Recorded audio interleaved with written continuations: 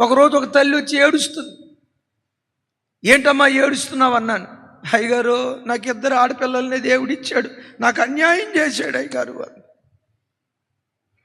ఏంటంట? పిచ్చి ముఖమా? పిల్లలు లేక ఏడుస్తున్న తల్లిదండ్రులు ఎంతమంది లేరు? సంతానం లేని స్థితిలో అల్లాడిపోతున్న వాళ్ళు ఎంతమంది లేరు? అయినా 2 ఆడపిల్లలా?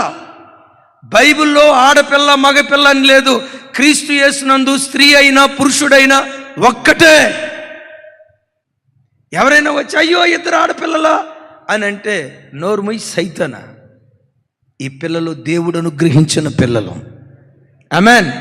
దేవుడిచ్చిన పిల్లలను బట్టి స్తుతించాలి. కానీ నాకు 2 ఆడపిల్లలే అయ్యగారు. ఫెర్టిలైజర్ సెంటర్కి వెళ్ళండి. చిన్న వయసు, గర్భాశయం పాడై సంతానం కొరకు అల్లాడిపోతున్న బిడ్డలు ఉన్నారు. అలాంటిది ఈ బిడ్డలను చూసినప్పుడల్లా నాకు ఇచ్చిన కూతుర్ల కొరకు స్తోత్రమయ్యా అని దేవుణ్ణి స్తుతించనివాడు సైతానుగాడు. ఏదో లేనిది ఒక చిన్న సమస్య తీసుకొచ్చి నీ కళ్ళ ముందు పెట్టి కృంగదీస్తూ ఉంటాడు. ఈరోజు నువ్వు బ్రతుకుతున్న స్థితిలో, నీవు జీవిస్తున్న ఈ మంచి స్థితి లేకుండా ఎంతమంది అల్లాడిపోతున్నారు.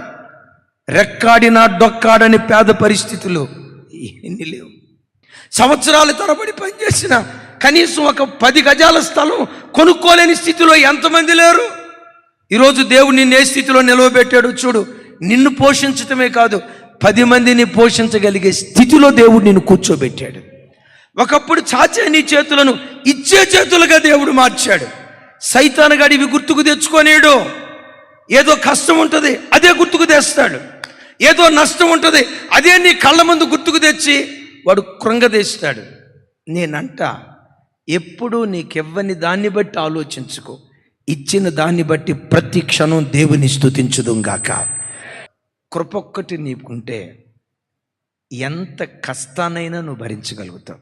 ఎంత కష్టానైనా భరిస్తావు, ఎంత నిందనైనా భరిస్తావు. ఒకవేళ ఎవరైనా నీ దగ్గరకు వచ్చి నిన్ను చూసి థూ అని ముఖం మీద ఊసారనుకోండి, దుమ్మెత్తి పోస్తా థూ అని ఊసారనుకోండి, కృప పొంది నువ్వేం చేస్తావో తెలుసా?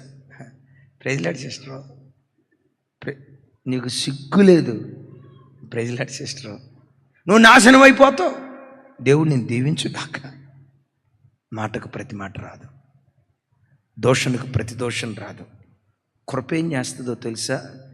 ఎంత శ్రమనైనా భరించటానికి కావలసిన శక్తిని అనుగ్రహిస్తుంది.